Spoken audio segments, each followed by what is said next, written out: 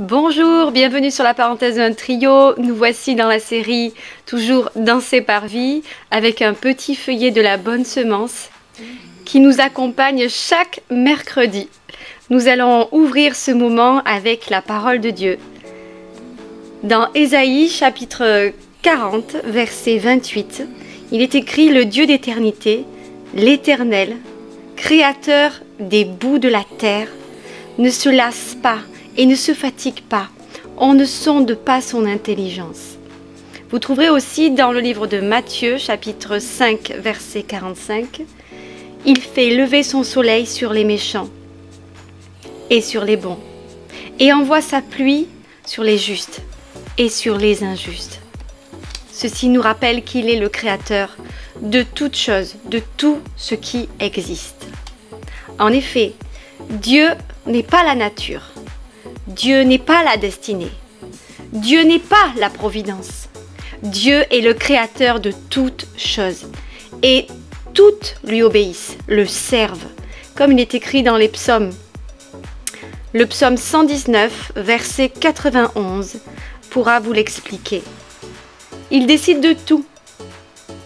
Oui, Dieu décide de tout.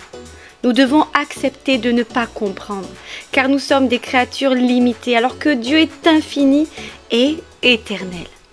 Il règne sur l'univers entier en dirigeant tout selon sa volonté parfaite. Dieu serait-il de ce fait également responsable de toute l'injustice dans le monde, de toutes les catastrophes? Non, les injustices résultent du fait que nous n'obéissons pas aux sages commandements que Dieu a placés dans la Bible. Il dit par exemple: tu aimeras ton prochain comme toi-même. Vous pouvez le trouver dans le livre de Lévitique, chapitre 19, verset 18.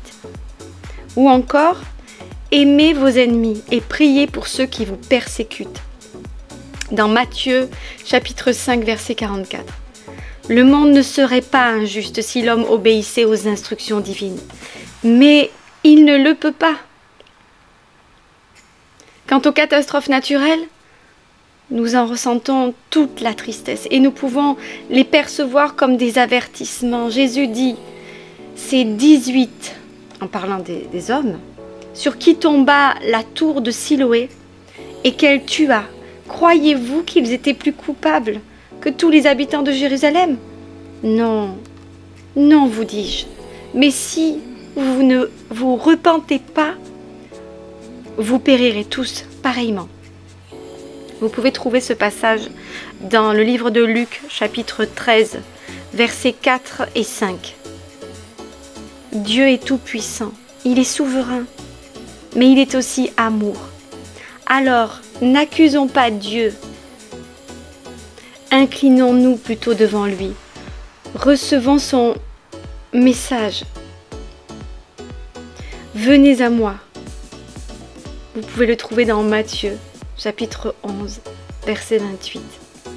Approchons-nous de Jésus, qui a côtoyé et soulagé tant de souffrances.